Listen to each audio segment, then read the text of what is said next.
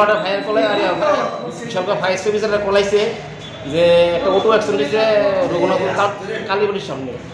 তো অলরেডি আমি গাড়ি নিয়ে গেলাম, গিয়া সেটা দেখি অটো গাড়ি নিচে বুঝে আছে।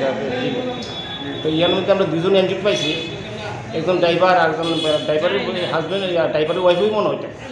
কেমন ইনজুরি হয়েছে? ইনজুরি ড্রাইভারের বউ একটু ভালো ইনজুরি হয়েছে। নাম কি তাদের? নাম হয়েছে মিনালি আক্তার, 26 বছর। কোনখান থেকে আইতে ছিল? এটা দুর্গানগর দিকের থেকে বিশাল আইতে হয়েছে। কি গাড়ি আছে এটা? এটা অটো গাড়ি। এমনি বালু দিছে যে বালু দিয়া ইয়া করে এমনি এটা আটটা এমনি থামার মতো এমনি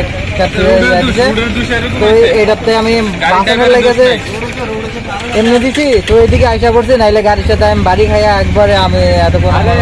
কোন জায়গাতে হয়েছে এটা? এইখানে। নাম কি জায়গাটা? রঘুনাথপুর। আপনি কই যাইতে আসলেন? আমি বাড়ি যেতেছিলাম। কইতে? আগরতলা থেকে। আর তোর কোন জায়গাতে? হাপানিয়া থেকে।